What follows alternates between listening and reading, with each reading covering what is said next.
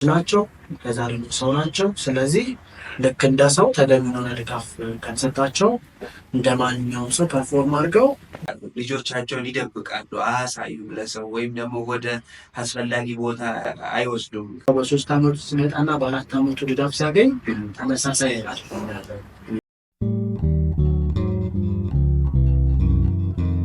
ሰላም ሰላም የማፊ ሚዲያ ቤተሰቦች እንደምን ቆያችሁ? እንደምን ዋላችሁ? ዛሬ አዲስ እንግዳ ይዤላችሁ ቀርቤያለሁ። በስፔሻል ኒድ ዙሪያ የሚያስፈልጉት አንዳንድ ነገሮችን እናወራለን። ለእናንተ የሚያስፈልገው ኤክስፒሪንስ ሼር እናደርጋለን። ለማፊ ሚዲያ አዲስ ከሆናችሁ ሰብስክራይብ አድርጉ። ከወደዳችሁት ላይክ አድርጋችሁ ለሌሎች እንዲደርስ ደግሞ ሼር አድርጉልን። እስከ ፕሮግራማችን ፍጻሜ መልካም ቆዩ። እናመሰግናለን። እንኳን ደህና መጣችሁ። እሺ፣ በጣም አመሰግናለሁ። በተጠበበ ሰዓት ውስጥ እኛም ሰዓት ስለሰጠን እና ኤክስፒሪንስ ሼር እናድርግ፣ አስፈላጊ ነገሮችን እናውራ ብለን ስለዚህ ሞሮቨር አሁን ላይ ይታያሉ እና ስፔሻል ኒድ የሚያስፈልጉ ብዙ ሰዎች አሉ እና አንተ ደግሞ ዲግሪውንም ማስተርሱንም አይ ቲንክ በዛኛው ስለሰራ አሁን ላይ ዲቴይሊ በፕራክቲካል በደንብ እየሰራበት ስለሆነ ስለዚህ ነገር አንድ ሀሳብ ሼር እናድርግ ብዬ ነው ያቀረብኩ እና ለቤተሰቦቻችን ራስን ከማስተዋወቅ ጀምርና ስለዚህ ነገር እሺ፣ አመሰግናለሁ። ያው በቅድሚያ አክብረኝ ጊዜ ስለጋበዝከኝ በጣም አመሰግናለሁ። ስሜ ያው ትእዛዙ አበበ ነው የምባለው። የመጀመሪያ ሁለተኛ ዲግሪንም በስፔሻል ኒድስ ኢንክሉሲቭ ኤጁኬሽን የሰራሁኝ። ስለዚህ አሁን ላይ ያው የተለያዩ ፍላጎት ያላቸው ልጆች በማገልገል ላይ ነው የሚገኘው። ስለዚህ ያው ስፔሻል ኒድስ እንግዲህ ስንል ቅድም አንተ እንደገለጽከው በርካታ መገለጫዎች ነው ያሉት። ከዛ በፊት ግን ስፔሻል ኒድስ በራሱ ምን ማለት ነው የሚለው በአጭሩ ለማየት ያክል ስፔሻል ኒድስ ስንል እንግዲህ ወይ ደግሞ በአማርኛ ልዩ ፍላጎት ያላቸው ልጆች ወይ በትምህርት ቤት ኮንሰፕት ልዩ ፍላጎት ያላቸው ተማሪዎች ስንል ከመደበኛ የመማር ማስተማሩ ስርዓት በተጨማሪ ልዩ እገዛ የሚፈልጉ ተማሪዎች ወይም ደግሞ ህጻናት ማለት ነው። ልዩ እገዛው እንግዲህ እንደየልጆቹ መማሪያ የሚለያይ ነው የሚሆነው። ይህም ትምህርታዊ እገዛ ሊሆን ይችላል፣ የሳይኮቴራፒ እገዛ ሊሆን ይችላል፣ ሌላ የጋይዳንስ ካውንስሊንግ እገዛ ሊሆን ይችላል፣ የፋሚሊ ኮንሰልቲንግ ሊሆን ይችላል እና መሰል እንደየልጆቹ የሚለያይ ነው እና ልዩ ፍላጎት ስንል በአጭሩ ልዩ የሆነ የትምህርት እገዛ ወይም ትምህርታዊ እገዛ የሚፈልጉ ህጻናት ወይም ተማሪዎች ማለታችን ነው። እንግዲህ በዚህ ውስጥ በርካታ ልዩ ፍላጎት በራሱ ያው አምብሬላ የሆነ ተርም ነው። በጣም ብዙ ፍላጎት ውስጥ የሚካተቱ ካታጎሪዎች አሉ። ከእነዚህ ውስጥ ለምሳሌ ኦቲዝም፣ ዳውን ሲንድሮም፣ የአእምሮ ውስንነት፣ መስማት የተሳናቸው፣ አይነ ስውራን፣ የተለያዩ መማር እክል ያለባቸው፣ የተለያዩ ስነ ባህሪ ችግር ያለባቸው እና መሰል ብዙ መገለጫዎች ያሉት። ስለዚህ ልዩ ፍላጎት ስንላቸው እነዚህንና በርካታ ሌሎች ነገሮችን አቅፎ የያዘ ነገር ነው ማለት ነው። እሺ፣ በጣም አመሰግናለሁ። በአጭሩ ገልጸልናል። ግን አሁን ላይ ብዙ እኛ ሀገር ላይ ያልተለመዱ ነበር እነዚህ ልዩ ፍላጎት የምንለው። በተለይ ትምህርት ቤት ውስጥ ብዙ ልዩ ፍላጎቶች የሚፈልጉ ብዙ ሰዎች አሉ። ለምሳሌ አሁን አንተ እንዳነሳ ከኦቲዝም በብዛት የሚታዩ እነዚህ ወይም ደግሞ የአእምሮ ውስንነት የሚባሉ ብዙ ነገሮች የሚታዩ አሁን ላይ በደንብ እየታዩ ነው። ግን ስለዚህ ነገር እንዴት ነው ሰዎች ከታችም ቢሆን እንክብካቤ ቢያገኙ ምን አይነት ለውጥ ሊያገኙ ይችላሉ? በጣም ጥሩ ጥያቄ ነው። እንግዲህ አሁን ላይ አንተ እንደገለጽከው ያው ብዙ ልጆች ላይ ነው በተለይ ከኦቲዝም ጋር ተያይዞ በጣም ብዙ ልጆች ላይ ነው ብዙ ልጆች ዲያግኖስ የተደረጉ ነው። ነገር ግን ዲያግኖስ ከሚደረጋቸው ጎን ለጎን በርካታ ተግዳሮት አለ። ከተግዳሮቶቹ መካከል አንደኛ የግንዛቤ ነው። ግንዛቤ ማለት ነገሩን የምንረዳበት መንገድ ማለት ነው። ምክንያቱም ግንዛቤ በርካታ ነገሮችን ስለሚወስድ ማለት ነው። ከዛ ከግንዛቤው ቀጥሎ ደግሞ እነዚህ ልጆች በአግባቡ የሚያስተናግዱ ተቋማት የሉንም።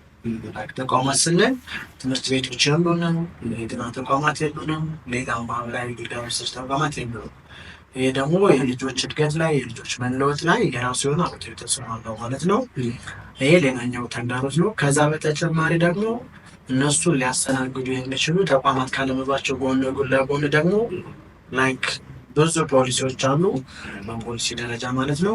ያው በርካታ ትምህርት ቤት ካለመኖራቸው ጎን ለጎን ደግሞ አጠቃላይ ለምሳሌ ያለን ከባቢ ወይም ደግሞ ከባቢ ስንል አንደኛ የማህበራዊ ከባቢ ነው፣ ሁለተኛ ደግሞ የፊዚካል ከባቢ ደግሞ የሚታየው ነው። እነሱ ለልጆቻችን ምቹ ያለሙ ማለት ነው። ይህ ስንል ምን ማለታችን ነው? ለምሳሌ የማህበራዊ አካባቢ ስንል ሞሮፍ አመለካከቱ ላይ ማለት ነው። አመለካከቱ ላይ በጣም በብዙ መሰራት አለበት። ለዛ ቢሆናል እንግዲህ አንተን ፕሮግራም እየጨመርክ ያለው። ሁለተኛው ደግሞ የተፈጥሮ አካባቢ ነው። የተፈጥሮ አካባቢ ስንል ለምሳሌ መንገዶቻችን፣ የትምህርት ቤቶቻችን ሁኔታ፣ የጤና ተቋማት፣ ህንፃዎቻችን እና መሰል ነገሮች ለእነዚህ ልጆች በተለይ ፍላጎት ላላቸው ልጆች ፍላጎት ላላቸው ዜጎች የማይመቹ መሆናቸው እዚህም ላይ በርካታ ስራ ቢሰራ መልካም ነው። ይህም ሌላ ጋፕ ነው ማለት ነው። ከዛ በተጨማሪ በርካታ ፖሊሲዎች አሉ በዚህ ዙሪያ በፖሊሲ ደረጃ። ስለዚህ እነሱን ደግሞ ኢምፕሊመንት ማድረግ አለመቻላችን ወይ ደግሞ ፖሊሲዎችን ወደ ተግባር መቀየር አለመቻላችን እሱም ሌላ ተግዳሮት ነው ማለት ነው። ስለዚህ ተግዳሮቱ በጣም ሰፊ ነው። ነገር ግን ይህ ሁሉ የሚሸከመው አመለካከቱ ነው። አመለካከቱ ላይ በደንብ መስራት ያስፈልጋል ማለት ነው። ምክንያቱም አመለካከቱ ላይ ከሰራ ፖሊሲ ላይ ይሰራል፣ አመለካከቱ ላይ ከሰራ አካባቢ ላይ ይሰራል፣ አመለካከቱ ላይ ከሰራ ትምህርት ቤት ላይ ይሰራል፣ አመለካከቱ ላይ ከሰራ ጤና ተቋማት ይሰራሉ። ስለዚህ አመለካከት በጣም ኪ ነገር ነው ማለት ነው። እሱ በጣም አሪፍ። እኔም በደንብ ማንሳት የምፈልገው አንዱ እሱ ነበር። ምክንያቱም ብዙ ሰዎች ልክ እንደ እርግማን የሚያስቡ ሰዎች አለ። አሁን ይሄ ፕሮግራም ሀሳብ ሼር ማድረግ ነው፣ ያለውን ነገር ሼር እናደርግና ለቤተሰቦቻችን እንዲደርስ ነው፣ ላልደረሰ ሰውም እንዲደርስ ነው። ሰው ይሄ እንደዚህ አይነት ነገር ያለ ልዩ ፍላጎት ለሚያስፈልጉ ህጻናቶች ልጆች እንደ እርግማን ወይም ደግሞ ሌላ ነገር ነው ማህበረሰቡ ላይ የሚታየው። እነዚህ ነገሮች ትክክል ነው ወይስ አይደለም? እነዚህ ሰዎች በልዩ ፍላጎት ባለው ሰዎች ላይ ምን አይነት ትምህርት እንዲወስዱ ማስደረግ ያለባቸው፣ ከዚህ ውጭ ራሱ እንዴት ማሰብ አለባቸው የምለው በደንብ ላያስበላለሁ። እንግዲህ በራሱ ልዩ ፍላጎት ያላቸው ልጆች የእርግማን ውጤት ናቸው ብሎ መሰል በተለይ በእኛ ባህል አዲስ አይደለም፣ በጣም ኮመን የሆነ ነገር ነው። ይህንን ደግሞ ምን ወለደው ስንል ያው ቅድም እንዳልነው የግንዛቤ ጉዳይ ነው። እንግዲህ ቅድም እንዳልነው ልዩ ፍላጎት ስንል ብዙ ነው ያለው። የሆኑ የልዩ ፍላጎት ካቴጎሪዎች ምክንያታቸው ይታወቃል። በዚህ ምክንያት ነው የሚያጋጥሙ ይባላሉ። የሆኑት ደግሞ አይታወቅም። ስለዚህ ያንን ያላወቀ ሰው ምንድን ነው የሚለው እርግማን ነው፣ ቁጣ ነው፣ ቤተሰቦቹ እንደዚህ ያደርጉ ስለነበረ አሁን እነሱ ተቀጥተው ነው ምናምን የሚል ይሳላል። ነገር ግን ያው እኛ መገንዘብ ያለብን ምንም እንኳን ዲቴል የሆነ ኤክስፕላኔሽን ቢያስፈልግም የትኛውም የልዩ ፍላጎት የሆነ ቤተሰብ ላይ የሆነ ልጅ ላይ ሲያጋጥም ምንም የእርግማን ውጤት አለመሆኑን የደንብ አጽንኦት ማሳሰብ እወዳለሁ ማለት ነው። ኦኬ ይሄ ነገር ከአዌርነስ አንጻር ነው የምናየው። ብዙ ሰዎች ግንዛቤ ስለሌላቸው በቤተሰቦቻቸው ነው የመጣ የምለው አሁን ያልከው ኢምፕሊመንት ይደረጋል እና ሰዎች ከዚህ አንጻር ምን ያደርጋሉ? ይደበቃሉ፣ ልጆቻቸውን ይደብቃሉ፣ አያሳዩም ለሰው ወይም ደግሞ ወደ አስፈላጊ ቦታ አይወስዱም። ሰው ለእነዚህስ ምንድን ነው የምትለው አንተ? ምንስ ማድረግ አለባቸው? እንግዲህ መደበቅ ያው የተለመደ ነገር ነው። በተለይ አሁን ወደ ከተሞች አካባቢ እየቀነሰ ነው የሚደበቅ ነገር። ምክንያቱም ብዙ ትምህርት ቤቶች ማዕከላት የተስፋፉ በመሆናቸው ማለት ነው። ነገር ግን ስቲል መደበቅ አለ። ስቲል ልጆችን መደበቅ፣ ስቲል ልጆችን ማሸሽ። በተለይ በኛ የሆነ ካልቸር የሆነ ኢትዮጵያ ውስጥ ያለ ካልቸር ላይክ እንደዚህ አይነት ልጆች ሲወለዱ ከሆነ ቀበሌ ወደሆነ ቀበሌ ከሆነ ቀበሌ ወደ ቀበሌ እያስደረጉ ልጆችን የመደበቅ ብቻ ሳይሆን የማስጠፋት ጉዳይ አለ። ይህም ያው ዞሮ ከግንዛቤ ጋር የሚገናኝ ነው። ነገር ግን እነዚህ ልጆች ባይደበቁ ልክ እንደ ሌሎቹ ልጆች ትምህርት ቤት ቢገቡ ተገቢና ለእነሱ የሚመጥን አገልግሎት ቢሰጣቸው ልክ እንደ ማንኛውም አይነት ዜጋ ራሳቸውን የሚጠቅሙ ሀገራቸውን የሚጠቅሙ እንዲሁም ደግሞ እኛም ልንኮራባቸው የምንችል ዜጎች መፍጠር የምንችል መሆኑን ማስገንዘብ እወዳለሁ። ስለዚህ ምናልባት ይህንን የሚሰማ ሰው ወይ የደበቀ ካለ ወይ ደግሞ የተደበቀ የሚያውቅ ሰው ካለ እነዚህን ነገር በአግባቡ ማሰብ ያስፈልጋል። ልጆቹ መጀመሪያ ልጅ ናቸው፣ ከዛ ደግሞ ሰው ናቸው። ስለዚህ ልክ እንደ ሰው ተገቢውን የሆነ ድጋፍ ከሰጣቸው እንደ ማንኛውም ሰው ፐርፎርም አድርገው ራሳቸውንም ሀገራቸውንም ማህበረሰባቸውንም ሀገራቸው ዜጋ መሆን እንደሚችሉ ማወቅ ያስፈልጋል። ኦንላይን ምክር የምትሰጡበት ግሩፕ አላችሁ፣ የራሳቸው ስራዎች አሉ እና እነዚህ ሰዎች አሁን እንደ አይነት እንክብካቤ ቢያገኙ እስከ የት ደረጃ መድረስ ይችላሉ? እንግዲህ እንደ የልጆቹ ነባሪያ ሁኔታ የሚለያይ ቢሆንም ምክንያቱም እስከ የት ደረጃ የሚባለው ከብዙ ነገር አንጻር ነው የምታየው። ልዩ ፍላጎት ያለውም ሆነ ወይም ደግሞ ልዩ ፍላጎት የሌለውም ልጅ ሆነ እስከ የት ደረጃ ሊደርስ የሚችለው አንደኛ በራሱ በግለሰቡ ጥረት፣ ሁለተኛ ደግሞ ግለሰቡ ባገኘው ድጋፍ፣ ወይ የትምህርት ድጋፍ፣ ወይ የጤና ድጋፍ፣ ወይ የኤዱኬሽን ድጋፍ እና በበርካታ ፋክተሮች የተነሳ ነው እንደዛ የሚሆነው። ነገር ግን ልክ እንደ ማንኛውም ልጅ ፐርፎርም ማድረግ ይችላሉ። ማንኛውም ልጅ ሊደርስ ከሚችልበት ደረጃ መድረስ ይችላሉ። ምንም እንኳን ልዩ ፍላጎት ቢኖራቸውም ተገቢውን ድጋፍ ከተሰጣቸው እንደ ማንኛውም ሰው ፐርፎርም ማድረግ ይችላሉ። ከዛ በበለጠም ደግሞ ፐርፎርም ማድረግ ይችላሉ ከማንኛውም በላይ። ነገር ግን ይህንን ለማድረግ ተገቢውን ድጋፍ እና ደግሞ የእነሱን ሊመስል የሚችል እና ደግሞ እነሱን ሊደግፍ የሚችል ከባቢ መፍጠር ያስፈልጋል ማለት ነው። እዛ ላይ በሰራን ቁጥር የልጆችን አቅም ሊጠቀም እንችላለን። ከዛ በተጨማሪ ደግሞ ልጆች እንደ ማንኛውም ዜጋ እኩል ያለማቸው ድረስ እንዲደርሱ ማድረግ ይችላል።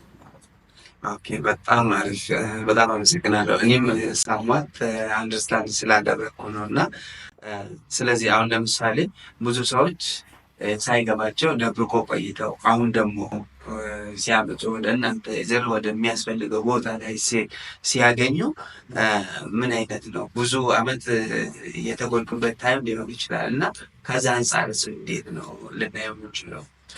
እንግዲህ ብዙ ጊዜ የሚያጋጥም ነገር ነው። በተለይ በእኛ ሀገር ላይ አንድ ልጅ ለምሳሌ በኦቲዝም ዲያግኖስ ወይ ደግሞ በኦቲዝም እንዳለበት ሲረጋገጥ ወላጆች አብዛኛውን ጊዜ ልክ እንደሰሙ ወደ ትምህርት ቤት ወይ ደግሞ ወደ ልጁ ሊገለገሉበት ወደሚችል ተቋም አይመጡ። ምንድነው ያንን ለማድረግ መጀመሪያ መቀበል ስለሚያስፈልግ ማለት ነው። እና የሚቀበሉበት ጊዜ በጣም ይረስምና በዛ መሀል ልጆች ቤት ብዙ ጊዜ ቤት ተቀምጠው ወይ ቤት ተደብቀው አስፈላጊውን የሆነ ድጋፍ ሳያገኙ ትምህርት ቤት ሳይገቡ ያሳልፋሉ። ያ ማለት ምንድነው ልጆቹ የሚለወጡበትን ጊዜ ወይ ደግሞ ልጆች በተለይ አርሊርስ ላይ አርሊርስ በደንብ በሰራን ቁጥር ብዙም ያመለጣቸው ነገር ስለማይኖር እና ደግሞ ከዛ በተጨማሪ አርሊርስ በጣም ለመማር ሴንሲቲቭ ፔሪድ ስለሆነ ነገርየውን ካሽ አድርገውት ቶሎ መሻሻል፣ ቶሎ የመለወጥ እና ቶሎ ፐርፎርም ማድረግ ያገኝናቸዋል። ነገር ግን አብዛኛውን ጊዜ ዘግይተው ስለሆነ የሚመጡ አንደኛ የአርሊ የተባለው ወይ ደግሞ አርሊ ኢንተርቬንሽን ወይ ደግሞ ባለው ሴንሲቲቭ በሆነ ፔሪድ ሰፖርት የሚያደርጉበት ጊዜ ያመልጣል። ከዛ ላይ ከ12 ዓመት ሆናቸው 10 ዓመት ሆናቸው 13 ዓመት ሆናቸው ሲያመጡ አንደኛ ብዙ የቤት ስራ አለባቸው። 13 ዓመት ያለው ማለት ነው። ልክ ያንን እያልክ ደግሞ 14 ዓመት 15 ዓመት ይመጣል። ከዛ በተጨማሪ ያ ስቴጅ በራሱ ሴንሲቲቭ ፔሪድ አለ። ቋንቋን ከማስተማር አንጻር፣ ማህበራዊ ክህሎትን ከማስተማር አንጻር፣ ሌላ ፊዚካል ዴቨሎፕመንት ላይ አካላዊ እድገታቸው ላይ ካለ ከማስተማር አንጻር እና አካዳሚክሱን ከማስተማር አንጻር ሴንሲቲቭ ስላልሆነ ቻሌንጅ ይሆናል ለባለሙያው። ስለዚህ ከዛ አግባብ የዘገየ ልጅ ነው እድገቱም የዘገየ ነው የሚሆነው ነገሩ። ላይፍ ቶሎ የመጣ ልጅ ደግሞ በተመሳሳይ የመለወጥ ዕድሉ በጣም ከፍተኛ ነው የሚሆነው ማለት ነው። የልጆችን እድሜ በአግባብ መጠቀም ያስፈልጋል ማለት ነው። አሁንም በዚህ ውስጥ ያሉ ወላጆች ካሉ እንዲሁም ደግሞ ልጆችን በዛ ልክ ተጠራጥረው ዲያግኖስ አስደርገው ከዛ ነገር ሊሆን ተቀብለው ማምጣት የሚቸገሩ ወላጆች ካሉ ይህን ነገር ሊያስቡበት ይገባል ማለት ነው። ምክንያቱም እያቆዩበት በጣም ባይታል ነገር በጣም ላይክ ሰው በ3 ዓመቱ ሲመጣና በ4 ዓመቱ ድጋፍ ሲያገኝ ተመሳሳይ ላይክ ምንድን ነው ለምሳሌ ችግኝንና ዛፍን የተጣመመ ዛፍን ለቀና ብትል ተመሳሳይ ላይክ ዛፉን ለቀና ብትለው ይሰበራል፣ ደግሞ ማቀናጠጥ ስለወፈረ ወይ ስላደገ ማለት ነው። በችግኙ ከሆነ ግን እንደፈለገው ማለት ይችላል። ሰውም እንደዛ ነው ማለት ነው። ላይክ ህፃን ልጅ በምትፈልገው ልክ ቅርጻት ማሳደግና ትልቅ ሰውዬን ማሳደግ ወይ ደግሞ ትልቅ ሰውዬ ላይ ሌላ የራስን ስት መጨመር በጣም ከባድ ነው እና የተለያየ ነገር ልጆችን ቶሎ ብሎ በቶሎ በእንጭቱ ወደ የሚመጡበት ወይ ደግሞ ድጋፍ ወደሚያገኙበት አካባቢ ማምጣት። አሁን ለምሳሌ እንደዚህ አይነት ምክር የሚሰጡ እነዚህ ስፔሻል ኒዶች ላይ የሚሰሩ ሰዎች የሌሉበት ቦታ ወይም ደግሞ ሊገኙበት የማይችሉ ቦታ ላይ ሰዎች ምን አይነት ለልጆቻቸው እንክብካቤ ኢዝሊ ወይም ደግሞ ምን አይነት ሊሰሩ ይችላሉ? በቀላሉ ኤቭሪዴይ ኤክሰርሳይዝ ሊሆኑ ይችላሉ፣ ግን የሚታወቁ ቀላል ነው የሚባለው እንደ ፈርስት ኤድ የምታየው ምን ሊሆን ይችላል? ኤዘር ሩቅ ቦታ ፈልጎ ግድ መሄድ አለበት። ምንድነው እንደሚታሰበው ወይ ደግሞ አንተም እንደምታውቀው በአሁን ባለው በዘርፉ ባለሙያ ማግኘት በጣም ከባድ ነው። ይህንን ደግሞ ወደ ገጠር ወይ ደግሞ ወደ ሪሞት ወደሆኑ ኤሪያዎች ስትወስደው አይታስብ። አንደኛ በራሱ ስለ ልዩ ፍላጎት ስለ ስፔሻል ቤስ የሚያውቅ ማህበረሰብ የለም። ሁለተኛ ቢያውቅ እንኳን ባለሙያው የለም። እኔ ቢያረጉ ብዬ የማስበው ላይክ ልጆችን በቻልነው ሁሉ አጋጣሚ ኢንቮልቭ እንዲያደርጉ በምንሰራው ስራ፣ በምንሄድበት አካባቢ፣ በምናደርገው እያንዳንዱ ቀን ተቀን ክንውን ውስጥ ልጆች እየገቡ የራሳቸውን ክህሎት ማዳበር ቢችሉ ላይክ ለምሳሌ አንድ በኦቲዝም ዲያግኖስ የተደረገ ወላጅ ማነው ልጅ ያላት ወላጅ እናት ወጥ ስትሰራ ኢንቮልቭ እንዲያደርገው ላይክ ሽንኩርት ስታይ ስትለው ሽንኩርት እያወቀ ነው፣ ቲማቲም ስታይ ስትለው ቲማቲም እያወቀ ነው፣ ላይክ ቀላቀላ ያለ ቲማቲም ስታይ ስትለው ከለር እያወቀ ነው፣ ሁለት ቲማቲም ስታይ ስትለው ቁጥር እያወቀ ነው። ዛት ከለሚሰር ትምህርት ያስተማረች ነው ማለት ነው።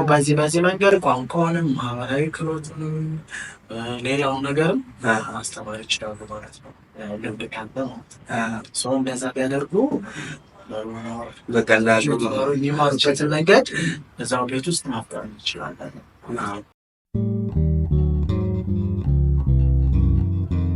በጣም ነው። ብዙ ሰዎች ከዚህ ብዙ ነገር ይማራሉ ብዬ ተስፋ አደርጋለሁ። ምክንያቱም እኛ በቻልነው መጠን ማድረስ ነው። ሞር እናንተ እኔ በደንብ አይቼዋለሁ እና የእናንተ ባለሙያዎች ሬር ናቸው። እንኳን ክፍለ ሀገር ላይ አይደለም እዚህ አዲስ አበባ ላይ ራሱ በጣም ሬር ነው። አንድ ቦታ አንድ አካባቢ ላይ ራሱ 2-3 ሰው ቢገኝ ነው። ሌሎች ሰዎች ደግሞ ላይሰሩ ይችላሉ ይመስለኛል። እንደዚህ ሰዎች በየትምህርት ቤት ራሱ ቢኖሩ ብዙ ስፔሻል ኒድ የሚፈልጉ ሰዎች አሉ። ያንን ደግሞ ሶልቭ ሊያደርጉ ይችላሉ በየትምህርት ቤቱ ላይ ቢገኙ። ምክንያቱም ፋየር ኤጅ ወይም ደግሞ ገና ስቴጃቸው ከታች የሚሆንበት ታይም ላይ ነው ሶልቭ ሊደረግ የምንችለው የምለው ስላገኘው ነው። ስለዚህ አሁን ስለ ስፔሻል ኒድ ሞሮቨር እኔ እንደሰማው ወይም ደግሞ እንዳየሁት ከሆነ መንስኤዎች አይታወቁም ነው የሚባለው። ስለዚህ መከላከል እንችላለን ወይስ አይችልም? እንግዲህ አብዛኞቹ የስፔሻል ኒድስ አይነቶች ይሄ ነው ተብሎ መፍትሄያቸው ማነው መንስኤያቸው ይታወቃል። ከነዛ ውስጥ ለምሳሌ ኦቲዝም ይታወቅም አለ አይታወቅም አለ። ለምሳሌ ኦቲዝምን ብንወስድ ኦቲዝም አሁን በጣም ሆት የሆነ ጉዳይ ስለሆነ ኦቲዝም እስካሁን እኔ እናንተ እስከምናወራበት ድረስ ይሄ ነው ተብሎ የተቀመጠ ምክንያት የለውም። እንከላከለው ስንል አንዳንድ ጊዜ ምክንያቱን ማወቅ ያስፈልጋል። ነገር ለመከላከል ትከላከለውን ነገር ማወቅ አይደል? ለመከላከልም ያው ምናልባት ከባድ ሊሆን ይችላል ማለት ነው። ነገር ግን ኦቲዝምን ሊያመጡ ይችላሉ ተብለው እንደ ምክንያት ሳይሆን ላይክ እንደ አስተዋጽኦ እንደሚያደርግ ላይክ እንደ ኮንትሪቢዩቲንግ ፋክተር የተቀመጡ ነገሮች አሉ። ለምሳሌ የቤተሰብ እድሜ በተለይ አባት እድሜ ከፍ ካለ ልጁ ጥሩ ወይ ደግሞ የተመጣጠነ ምግብ እየበላ ካላደገ ወይ ደግሞ ቤተሰቦቹ አዲክትድ ከሆኑ ልጁ የሚያድግበት አካባቢ ለምሳሌ ቶክሲን የሆነ ኢንቫይሮንመንት ውስጥ ያደገ ከሆነ እነዚህና መሰል በርካታ ነገሮች ኦቲዝም እንዲከሰት አስተዋጽኦ ሊያደርጉ ይችላሉ። ነገር ግን ዋና ምክንያት አይደለም። ሊያደርጉ ይችላሉ ተብለው እንደ ፖሲቲቭ ፋክተር የተቀመጡ ናቸው። እነዚህ ላይ ልንሰራ የምንችለው እነዚህ ላይ በሰራን ቁጥር ምንድን ነው ዳይሬክትሊ የሚሆን ኢንዳይሬክትሊ የልጁን ጤና እንጠብቃለን ነው በሌላ ቋንቋ። ከዛ አግባብ እነዛ ላይ ብንሰራ ጥሩ ነው እንጂ ስቲል እስካሁን እናወራበት ድረስ ለዚህ ይሄ ነው ኮዝ የሚባል ነገር ይችላል። እነዚህ ስፔሻል ኒድ የሚያስፈልግ ለምሳሌ ልክ እንደ ኦቲዝም ከተወለዱ በኋላ ሊከሰት ይችላል። እንግዲህ አብዛኛውን ጊዜ ከተወለዱ በኋላ ከወሊድ በኋላ በተለይ ኦቲዝም የሚለው በራሱ መቼ ኦቲዝም ልጁ መቼ ኦቲስቲክ ሆነ የሚለው ነገር ክሊር የሆነ ነገር እንግዲህ እንትን ማለት አይቻልም። ነገር ግን ምንድነው ኦቲዝም መቼ ነው ዲያግኖስ መደረግ ወይ ደግሞ መለየት የሚጀምረው የሚለው ላይ ብናወራ ይሻላል። ያንን ስናይ አሁን ላይ በ18 ወራቸው ልጆች መጀመሪያ በኦቲዝም ዲያግኖስ መደረግ የሚችሉት ምንድነው? ከዚህ በፊት እንደውም በ3 ዓመት ምናምን ነበረ። አሁን ላይ በ18 ወር ማለት ነው ከ1 ዓመት እስከ 6 ወር አካባቢ ልጆች በኦቲዝም ጥላ ስር ናቸው ወይስ አይደለም የሚለው ዲያግኖስ ማድረግ ይቻላል።